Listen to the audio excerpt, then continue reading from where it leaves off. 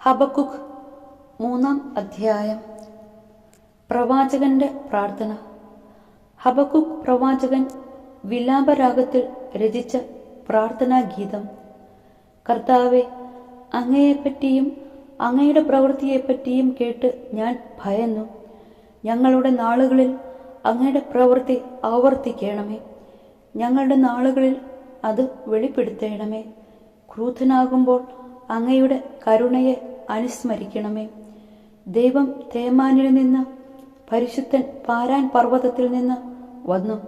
അവിടുത്തെ മഹത്വം ആകാശങ്ങളെ മൂടി. അവിടുത്തെ സ്തുതികളാൽ ഭൂമി നിറഞ്ഞു. അവിടുത്തെ ശോഭ പ്രകാശം പോലെ പരക്കുന്നു. അവിടുത്തെ കരങ്ങളിൽ നിന്ന് രശ്മികൾ വീശുന്നു. അവിടെ തൻ്റെ ശക്തി മറച്ചു വച്ചിരിക്കുന്നു. പകർച്ചവ്യാധി അവിടുത്തെ മുൻപേ നീങ്ങുന്നു. മഹാമാരി അവിടുത്തെ തൊട്ടു പിന്നിലുണ്ട്. അവിടുന്ന് എഴുന്നേറ്റ് ഭൂമിയെ അളന്നു. അവിടുന്ന് ജനതകളെ നോക്കി വിറപ്പിക്കുന്നു. അപ്പോൾ നിത്യപർവ്വതങ്ങൾ ചിതറിപ്പോയി, ശാശ്വതഗിരികൾ മുങ്ങിപ്പോയി. അവിടുത്തെ മാർഗങ്ങൾ പണ്ടത്തേതുപോലെ തന്നെ. കുഷാന്റെ കൂടാരങ്ങൾ ദുരിതത്തിലാഴുന്നത് ഞാൻ കണ്ടു. മിദ്യാൻ ദേശത്തിൻ്റെ തിരശ്ശീലുകൾ വിറയ്ക്കുന്നു. കർത്താവെ, നദികൾക്കെതിരെയാണോ അവിടുത്തെ ക്രോധം?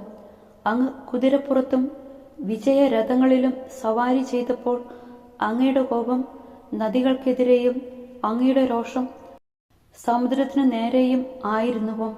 അങ്ങ് വില്ല് പുറത്തെടുത്ത് ഞാണിൽ അമ്പു തൊടുത്തു. നദികളാൽ അങ്ങ് ഭൂമിയെ പിളർക്കുന്നു. പർവ്വതങ്ങൾ അങ്ങയെ കണ്ടു വിറച്ചു. മഹാപ്രവാഹങ്ങൾ എല്ലാം ഒരുക്കിക്കളഞ്ഞു. ആഴി ഗർജിച്ചു. ഉയരത്തിലേക്ക് അതിൻ്റെ കൈകൾ ഉയർത്തി. അങ്ങയുടെ ചീറിപ്പായുന്ന വസ്ത്രങ്ങളുടെ പ്രകാശത്തിലും അങ്ങയുടെ തിളങ്ങുന്ന കുന്തത്തിൻ്റെ മിന്നലിലും സൂര്യനും ചന്ദ്രനും തങ്ങളുടെ സ്ഥാനത്ത് നിശ്ചലമായി. അങ്ങ് ക്രോധത്തോടെ ഭൂമിയെ ചവിട്ടി. കോപത്തോടെ ജനതകളെ മെതിച്ചു.